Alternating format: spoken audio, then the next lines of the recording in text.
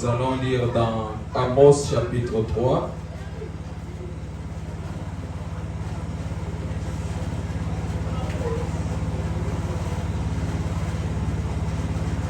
Amen. Vous m'entendez très bien? Oui. Amen. Amen. Nous allons lire dans Psaume chapitre 3,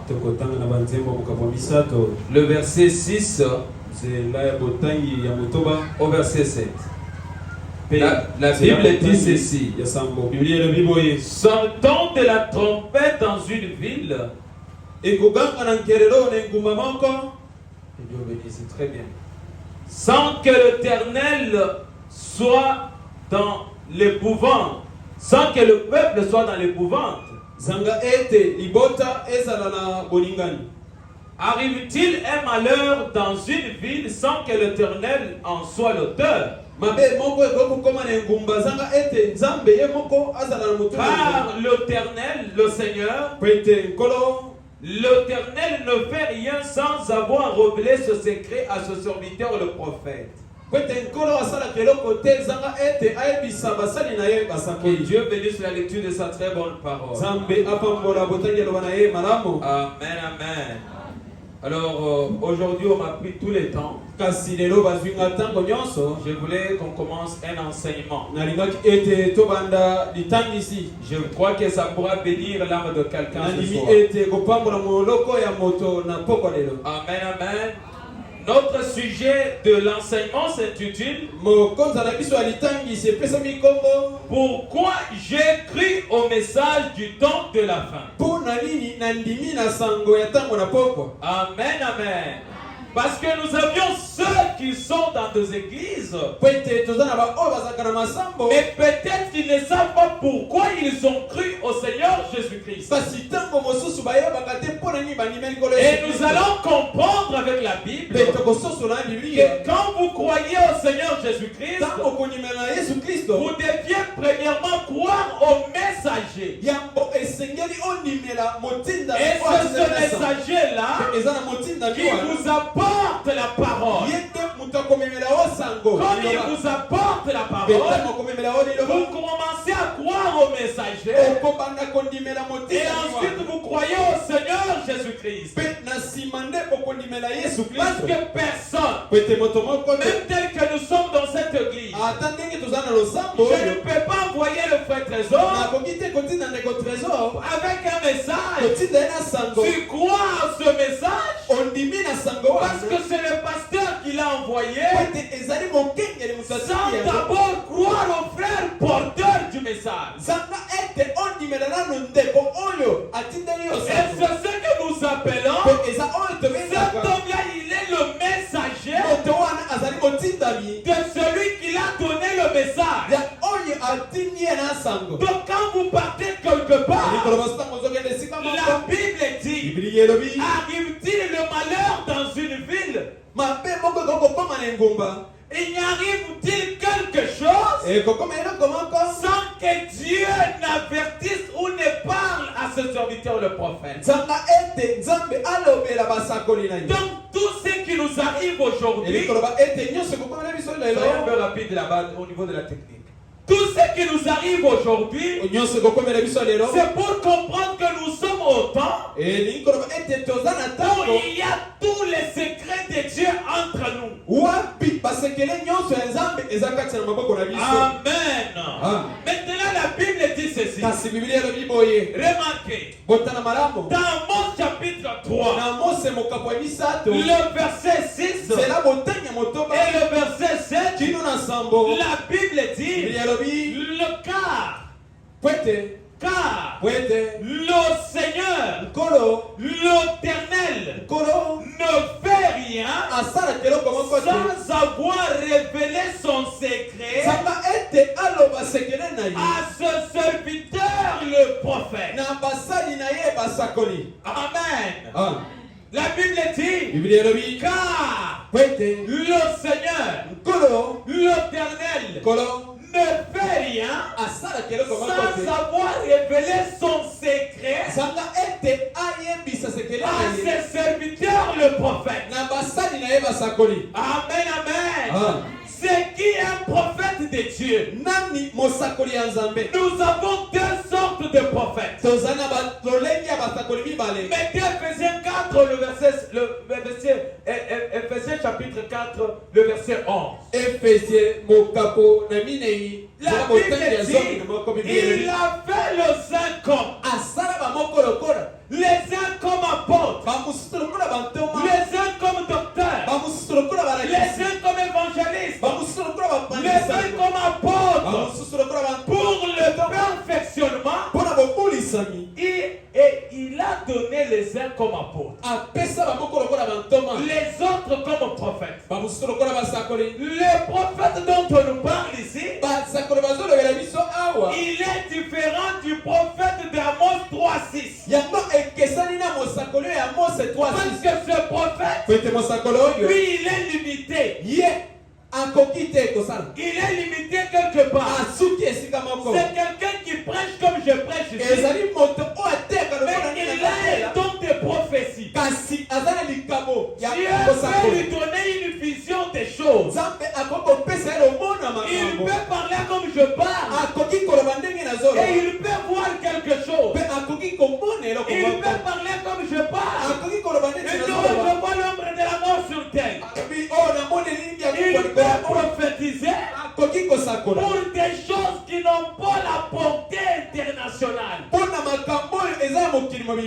Dieu lui fait grâce pour qu'il voie quelque chose.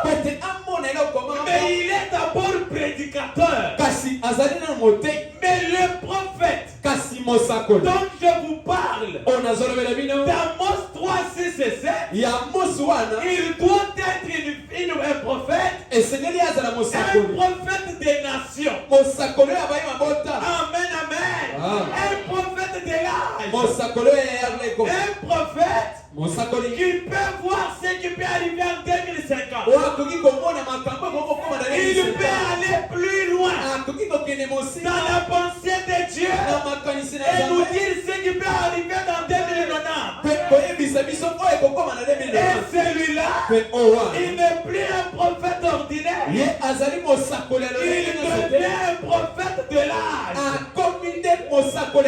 Différent de celui qui vient. Il vous dit je suis prophète. Je vois on te tourmente par la maladie. Ça c'est un don de prophétie. Même moi je peux en avoir. Même toi tu peux en avoir. Mais les dons d'être prophète, on ne devient pas prophète. Nous naissons déjà prophètes. Amen, amen. Regardez, Esaïe était aussi prophète. Parce que Esaïe, quand il est né, il était prophète. Il a dit, toi le peuple qui marchait dans l'ombre de la mort, ta lumière est venue. Cette lumière dont il parlait, ce n'était pas la lumière de l'électricité. Oh monsieur, c'était Dieu lui-même. C'était le Seigneur Jésus.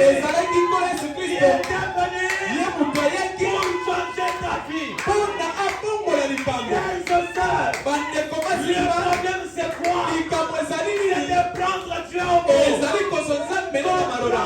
Comprendre ce que Dieu fait de toi.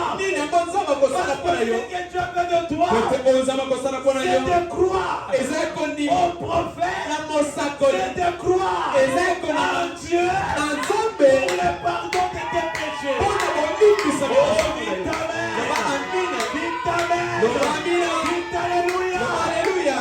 Écoutez, il a donné le zèle comme apôtre, les autres comme prophètes. Ce prophète, c'est un don de prophétie. Mais il enseigne comme j'enseigne. Il ne peut pas nous dire ce qui va arriver en 2060. Et je vous dis, regardez Noé, il a eu le message de Dieu.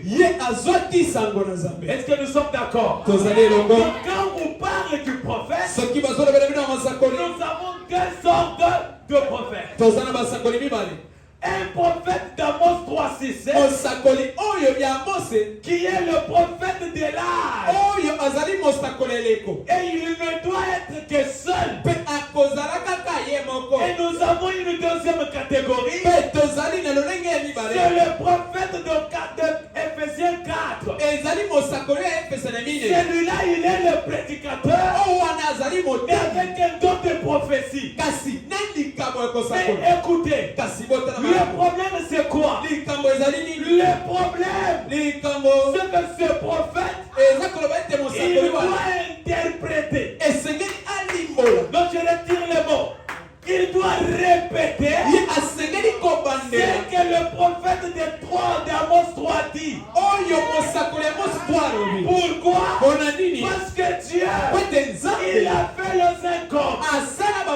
Apôtre, prophète, pasteur, évangéliste et docteur. Mais le problème, ce prophète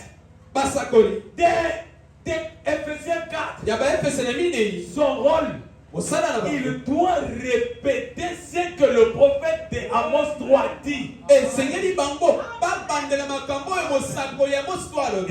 prophète de Amos 3, il est le prophète de l'âge. Ce qu'il dit, c'est ainsi dit le Seigneur. Suivez. Je prends un prophète de la Bible qui avait ainsi dit le Seigneur. Je suis dans Genèse chapitre 6. Nous allons partir Bible, écriture après écriture. Parce que dans le message du temps de la fin, nous prêchons la Bible. Amen. Genèse chapitre 6. Chapitre 6, le verset 5.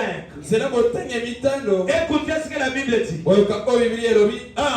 L'Éternel vit que la méchanceté des hommes était grande sur la terre. Et que toutes les pensées de leur cœur se portaient chaque jour uniquement vers le mal. Ok, il dit l'Éternel se répandit d'avoir fait l'homme sur la terre. Quelle a été la méchanceté? Les gens du temps de Noé aimaient boire, fumer, se prostituer, aimant le plaisir du monde plus que Dieu. C'était ça le problème. Donnez-moi un autre micro. C'était ça le problème. Mais le plus grand problème, au temps du soir, ce n'est pas toutes ces choses. Amen. Regardez, dit l'Éternel s'est répandit d'avoir fait l'homme sur la terre. Et il fut affligé en son cœur. Dieu le Créateur, il a été affligé dans son cœur.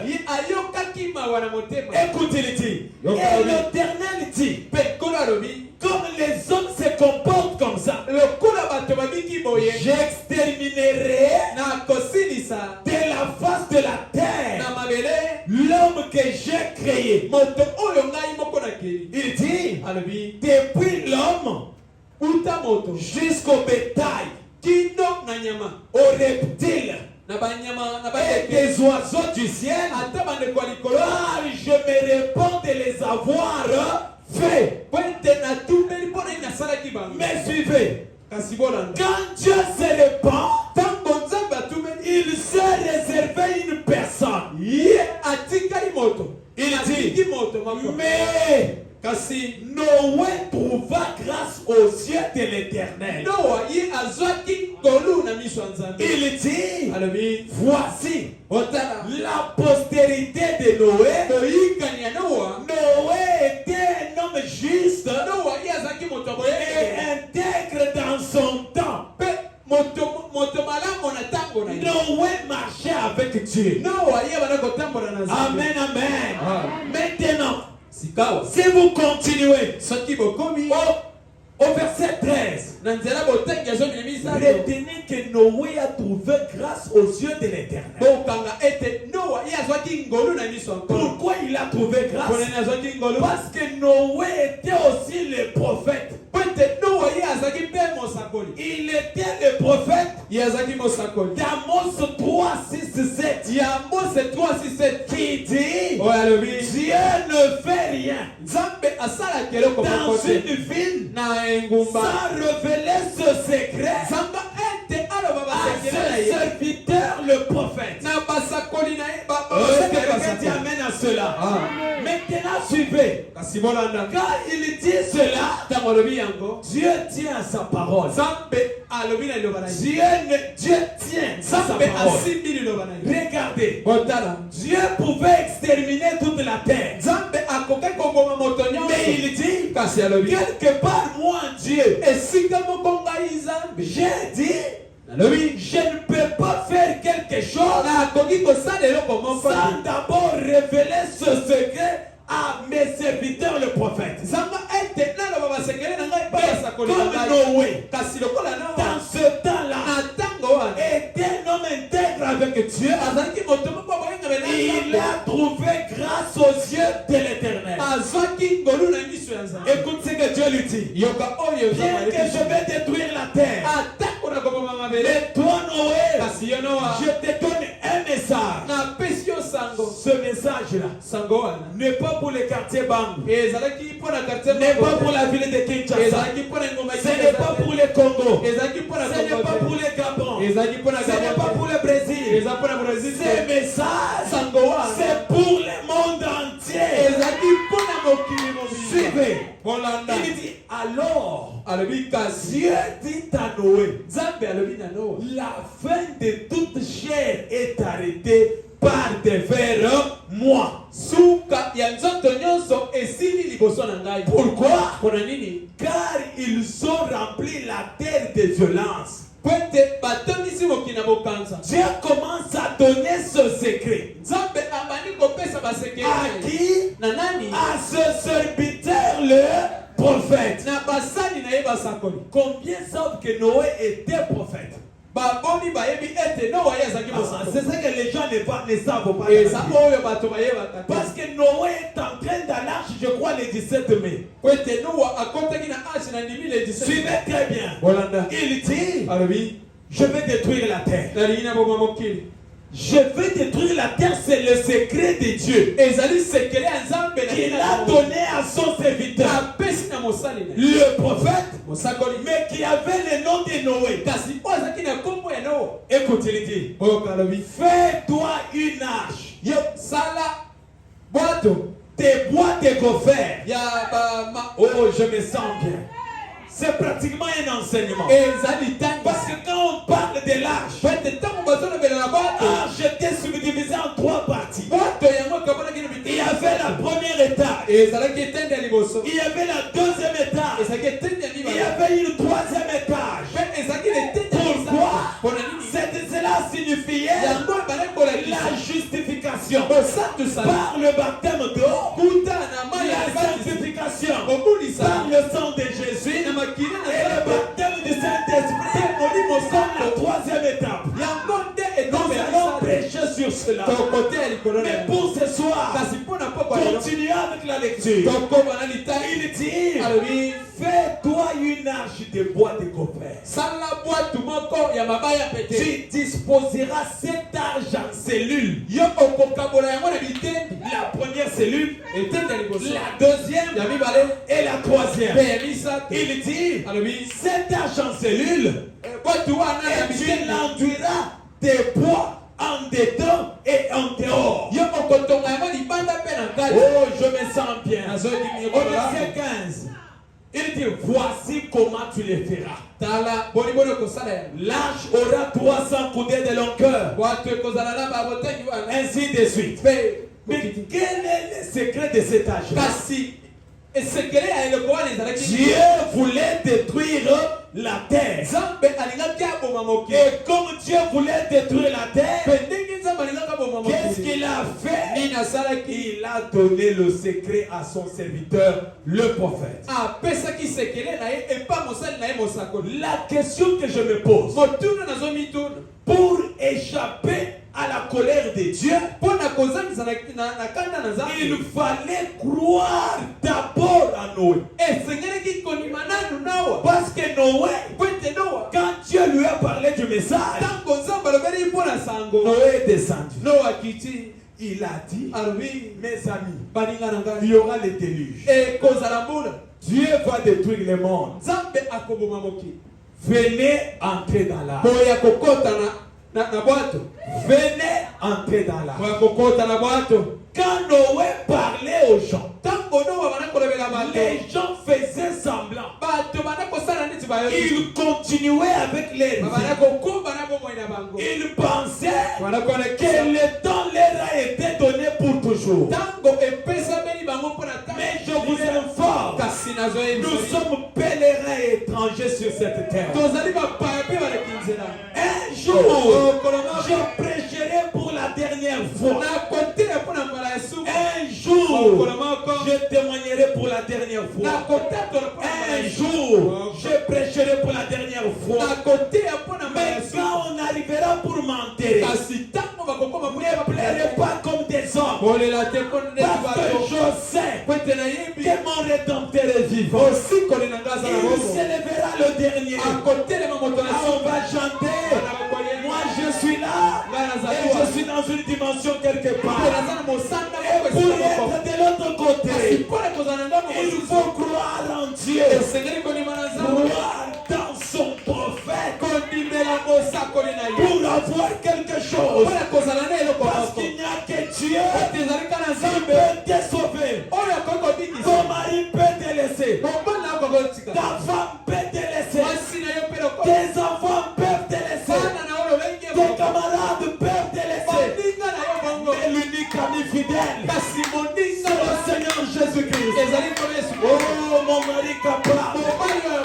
Le Seigneur des Seigneurs. Les dieux des dieux. Le plus beau d'entre 10 000. Oh, mon ami fidèle. Il est la source de ma bénédiction. Il est la gloire des gloires. Il est la rose des Sharon. Il est le lys de la vallée. Il est le premier. D'entre 10 000 pour mon âme. Oh, Jésus. J'adore Jésus. J'élève Jésus. Je prêche Jésus. Un jour, il va se souvenir de moi. Un jour, il viendra me secourir. Oh, quand tout sera fini, quand je m'envolerai, quand je voudrais partir, il n'y a que Dieu.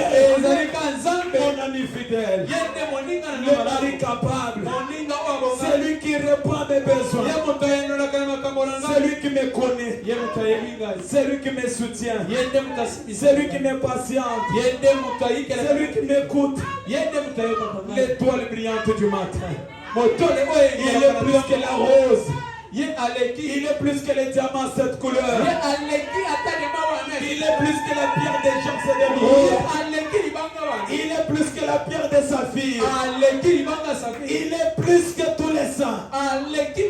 Personne n'était comparable à Jésus. Il est l'incomparable. Aimons Jésus. Prions Jésus. Adorons Jésus. Servons Jésus. Élevons Jésus. Parce que sans Jésus, ta vie n'a pas de sens. Si tu meurs aujourd'hui, ton mari peut marier une autre femme. Si tu meurs aujourd'hui, ta femme on peut la prendre par quelqu'un d'autre. Mais l'essentiel, j'ai Jésus ce soir.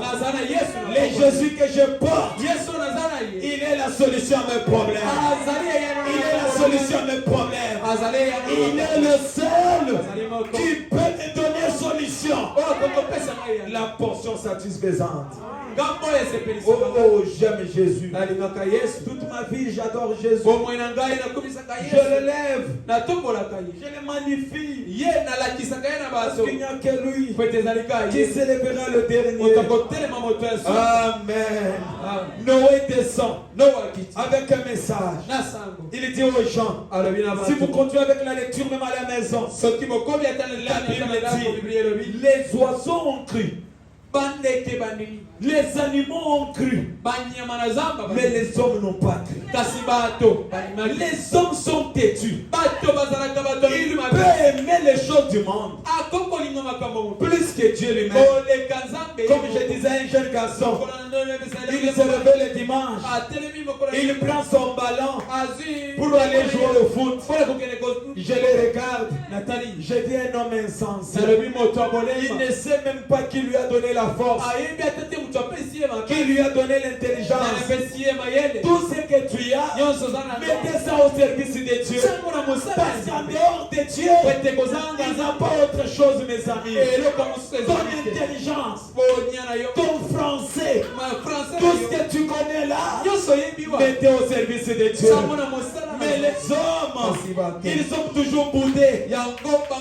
Noé dit, mes amis, je vais vous dire, il y aura les déluges. Les intellectuels, ils viennent. Les intellectuels, ils viennent. Ils disent à Noé, tu n'as pas bien compris. Ils prennent le télescope. Ils commencent à regarder. Il dit, il n'y a pas la pluie. Mon frère, quand un prophète majeur parle, toi tu dois dire Amen. Parce qu'un prophète majeur, c'est la bouche de Dieu. C'est dans la Bible ici. Combien croient la Bible? Ah, c'est la Bible. Quand la Bible dit quelque chose, tu dois dire Amen. Maintenant, ils ont parlé. Il a évangélisé. Il a apporté le message. Il n'y a que la famille de Noé qui est entrée. Qu'est-ce qui arrive? Ils entrent dans l'arche. Après 7 jours, la pluie commence. Quand la pluie commence, et Dieu ferme la porte de l'arche, les gens commencent à venir. Tonton Noé, nous voulons entrer. Tu avais raison. Il a dit, je peux ouvrir. Mais ce n'est pas moi qui ai fait. C'est lui qui a fermé la porte de l'arche. Ce n'est pas un homme. C'est Dieu qui a fermé l'arche. C'était trop tard. Voilà pourquoi Jésus a dit, plusieurs viendront pour dire que nous avions chassé les démons en ton nom. Nous avions fait ceci. Nous avions fait cela. Et Jésus leur dit, je ne vous reconnais pas. Le problème, ce n'était pas d'écouter seulement Noé.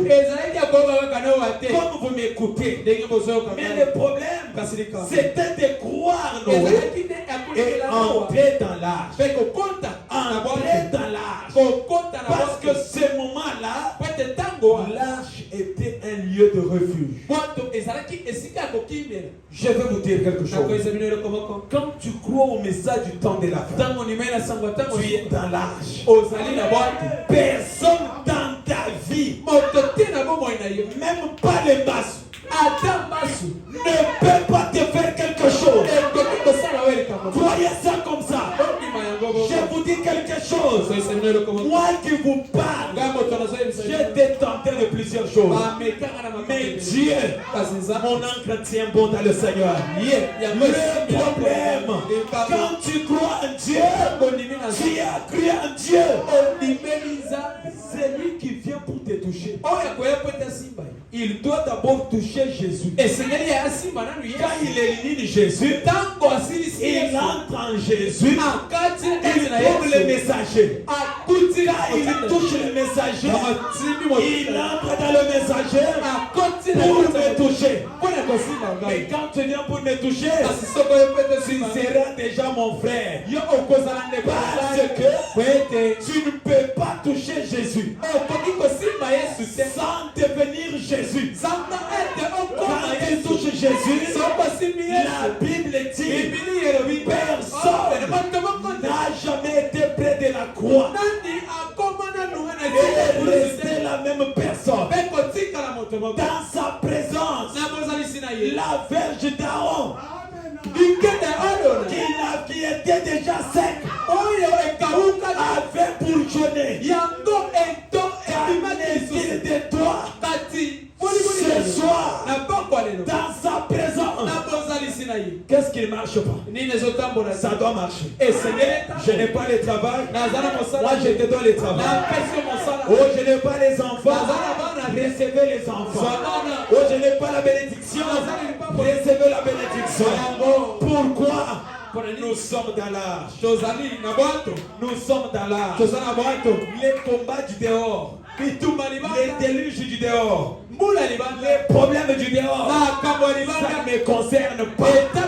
Moi je suis dans l'âge. Je suis dans l'âge. Je suis dans l'âge. Personne. Les démons de la famille. Les démons du quartier, les démons de l'école, les démons du travail, sans effet.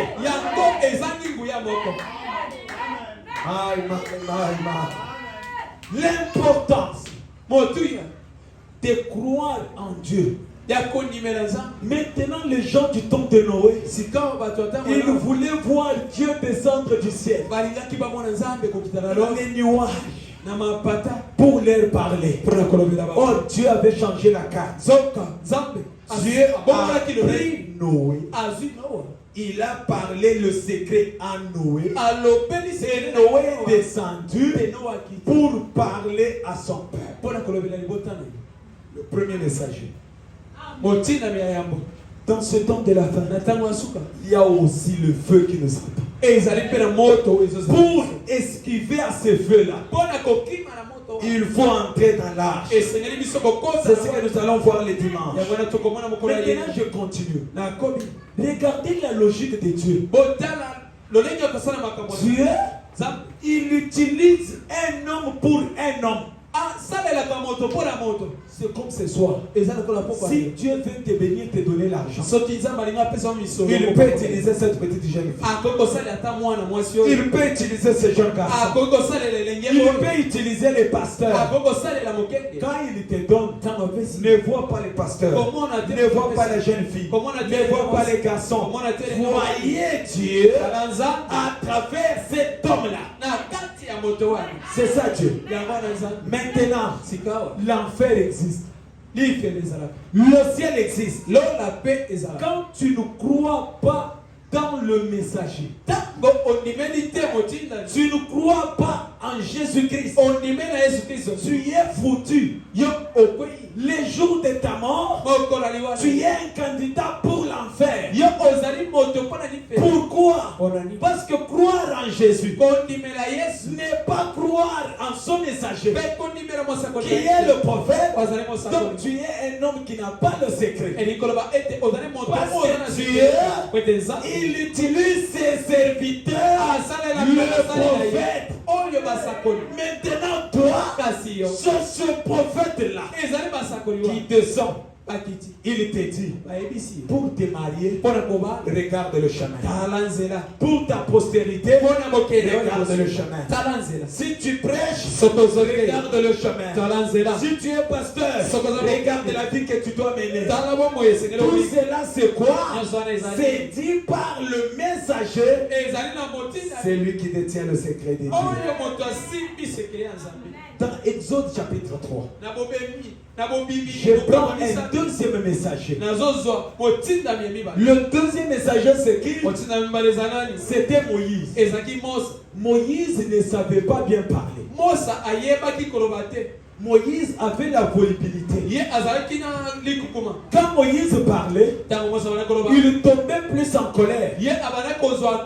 Il tombait plus en colère. Pourquoi il tombait en colère? Parce que c'est quelqu'un qui avait la volubilité. Regardez quand les gens parlent comme ça. Parfois ils s'énervent très vite. Mais écoutez, la Bible dit Moïse faisait paître le troupeau de son le troupeau de Jéthro, son beau-père.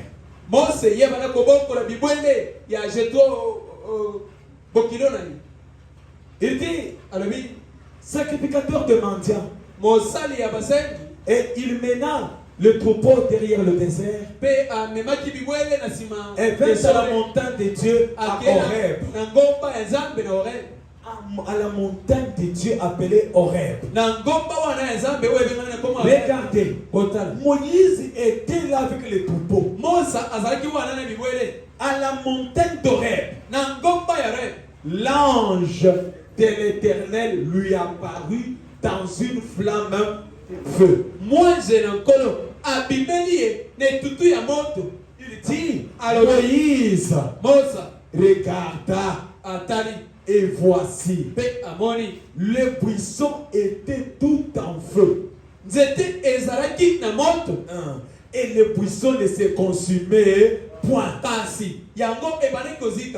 Quel est cet homme normal qui peut voir un arbre en plein feu, mais l'arbre ne se consume pas?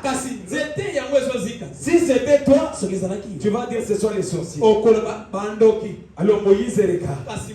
La Bible dit, Moïse dit, je vais me détourner pour voir quelle est cette grande vision. Il dit, et pourquoi les buissons ne se consument point? L'Éternel vit qu'il s'est détourné pour voir. Et Dieu l'appela du milieu du buisson et dit, Moïse, Moïse. Et il répondit, mais voici, Dieu dit, n'approche pas d'ici ôte tes souliers de tes pieds, car le lieu sur lequel tu te tiens est une terre sainte. Quelle est cette montagne sainte? C'était à la montagne d'Horeb. Il dit, et il ajouta, je suis le Dieu de ton père, le Dieu d'Abraham. Abraham qui avait cru dans la promesse de Dieu pendant 25 ans. Vous vous rappelez les dimanches? Il continuait de croire à l'impossible. Mais lui continuait de croire. Il dit, le Dieu d'Abraham, notre père, le Dieu d'Isaac et le Dieu de Jacob. Moïse se cacha le visage car il craignait de regarder Dieu. Maintenant il dit, l'Éternel dit, suivez très bien, j'ai vu la souffrance de mon peuple qui est en Égypte, et j'ai entendu leurs cris que lui font pousser ses oppresseurs, car je connais ses douleurs. Ça c'était le secret de Dieu. J'ai entendu la souffrance de mon peuple. Ça c'est le secret de Dieu avec son peuple, mais il le révèle à un prophète. Son nom était Moïse. Maintenant il dit, je suis descendu pour les délivrer de la main des Égyptiens et pour le faire monter dans ce pays, dans un bon et vaste pays. Quel a été le pays? C'était au Canaan. Le pays qui coulait le lait, le miel. Mais ce pays-là était habité par les Cananéens, les Jébusiens, les Éviens. Tous ces gens-là occupaient le pays de la promesse. Il dit le pays, un pays où coule le lait et le miel. Dans les lieux qu'habitent les Cananéens, les Étiens, les Amoréens, les Phérésiens, les Éviens et les Jébusiens. Dieu dit, je suis descendu. Au verset 9. Nous sommes à la fin déjà. Il dit, voici le cri d'Israël. Sont venus jusqu'à moi. Et j'ai vu l'oppression que leur font souffrir les Égyptiens. Maintenant,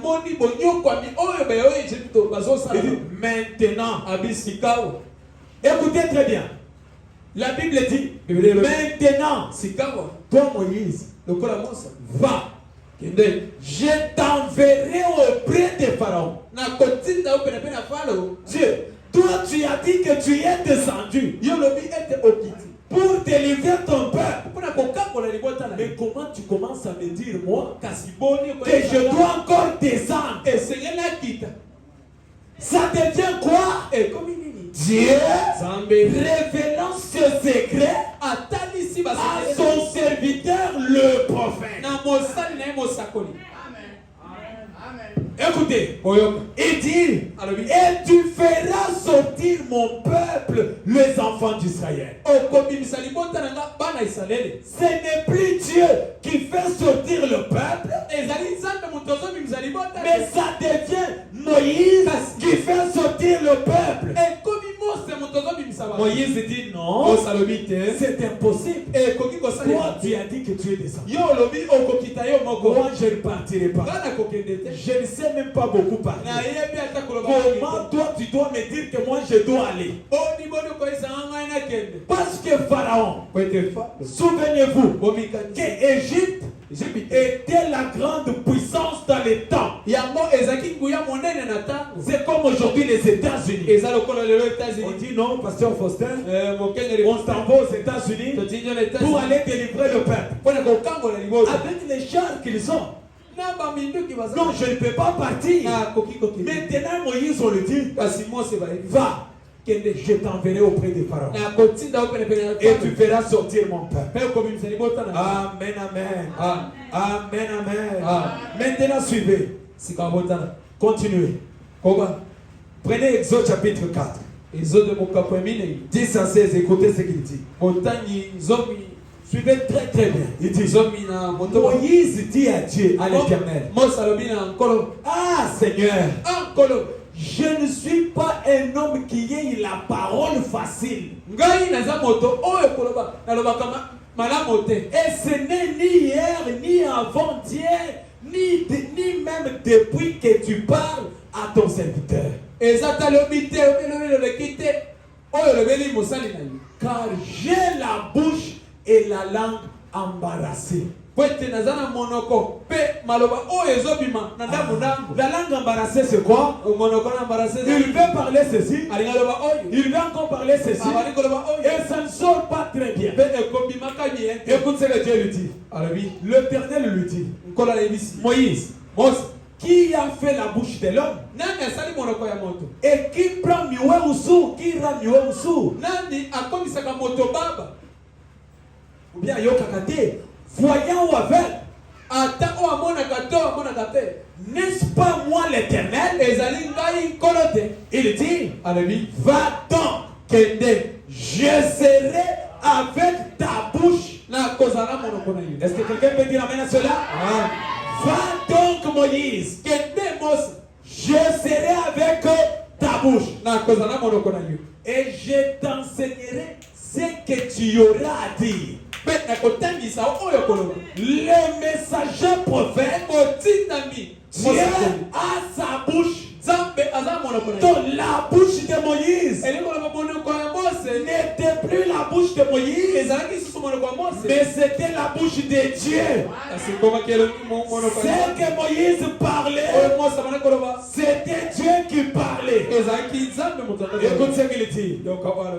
Verset 13, il dit. Moïse dit, ah Seigneur, envoie qui tu voudras envoyer. Dieu s'est irrité contre Moïse. Il dit alors la colère de l'Éternel s'enflamma contre Moïse.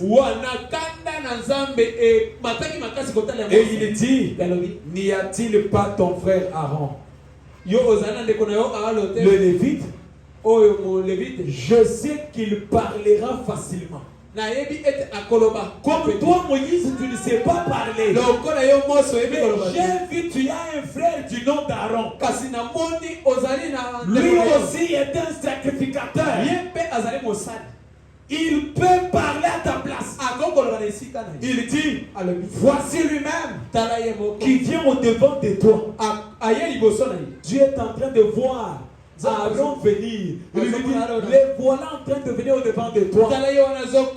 Et Dieu lui prévient pour dire, quand il te verra, il se réjouira dans son cœur.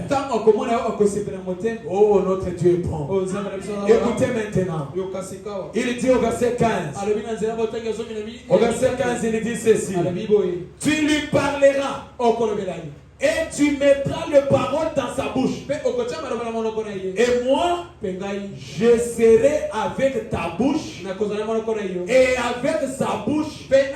Et je vous enseignerai ce que vous aurez à faire. Dieu avec la bouche de Moïse. Il dit, il parlera pour toi au peuple. Il te servira de bouche. Et tu tiendras pour lui la place de Dieu. Vous n'avez pas bien écouté. Il dit, et tu tiendras pour lui la place de Dieu. Donc Aaron devient prophète. Moïse, Dieu le fait Dieu. Amen, amen. Donc un prophète, ce qu'il vous dit, vous dites amen. Amen, amen. Mais pourquoi j'ai écrit au message? Parce qu'il y a deux choses. Je dois échapper à la colère de Dieu. Ou je dois échapper au malheur de Dieu. Et deuxièmement, je dois croire à son serviteur, le prophète. Deux choses. Quand on croit la parole, on croit ces deux choses-là. Tu crois la parole en Jésus-Christ, mais pourquoi tu les crois? Tu les crois à travers un prophète. Quand il te parle, ce même ce soir, celui qui n'a jamais cru ne peut croire qu'à travers un pasteur ce soir. Tel que je vous prêche, tu écoutes et ton cœur n'est pas tranquille. Tu peux croire à la parole de Dieu. Ce sont les problèmes. Mais la difficulté ce soir, c'est que les hommes n'aiment pas croire dans les hommes. Oh Dieu utilise les hommes pour bénir les hommes. Amen. Pourquoi j'ai cru à la parole? Parce qu'il est dit dans Amos 3, il y a un malheur. Quand un malheur arrive dans la vie, Dieu donne les secrets à son serviteur, à ce serviteur, le prophète. Et ce prophète, il est unique pour un âge. Au temps de Moïse, il était unique. Mais il y a eu des rebelles. Un homme comme Corée et Dathan se sont révoltés contre Moïse. Regardez ce que Dieu a fait. Dieu les a engloutis dans le désert. Quand tu te rebelles contre les prophètes messagers, Dieu doit t'engloutir. Et le problème c'est soit quand tu crois au message, la première des choses, le feu qui viendra ne te brûlera pas. L'enfer il ne te fera pas du mal. Parce que toi, tu ne seras pas dans l'affaire. D'ailleurs, Tu ne seras pas jugé. C'est la Bible qui le dit. Dites amen, dites amen. C'est la Bible. La Bible dit, comme ceux du temps de Noé. Quand ils ont crié à Noé, ils n'étaient pas jugés. Même toi aussi, quand tu crois au prophète de l'âge, tu crois au Seigneur Jésus-Christ, tu ne seras pas jugé. D'ailleurs, c'est toi qui jugeras les morts. Moi, je suis un juge. Je jugerai le monde. Je porterai la robe. J'aurai ma perruque pour juger ces morts. Parce que moi, je suis passé de la mort à la vie. J'ai cru en Dieu. J'ai cru en celui qui l'a envoyé. Et j'ai la vie éternelle. Alors toi ce soir, si tu veux passer outre pour échapper la mort, échapper le feu, échapper l'enfer, croyez en Dieu et à celui qui l'a envoyé. C'est ça, avoir la vie éternelle. Ce soir, je prie à notre Dieu, l'auteur de la Bible, l'auteur de cette parole, l'auteur de cette communion, l'auteur de la bénédiction, l'auteur des anges. C'est ce jour, le 28 février, que quelque chose s'était passé. C'était en Arizona. C'était en... Oh, bien-aimés frères et sœurs, la nuée de gloire était descendue. Cette nuée que vous voyez, le 28 février 1963, le sept ange était descendu pour donner message de l'ouverture de la parole. Oh, le troisième bulle, la naissance de la parole, la naissance de la parole est révélée. À celui qui croit le message, à celui qui croit la parole ce soir, que Dieu le bénisse, que Dieu vous bénisse, que Dieu bénisse vos foyers, que Dieu bénisse vos maris, que Dieu bénisse vos enfants, que Dieu vous élève, que Dieu vous protège, que Dieu vous élève, que Dieu vous garde, au nom de Jésus-Christ. Tenez-vous debout. Tenez-vous debout, mes frères et sœurs.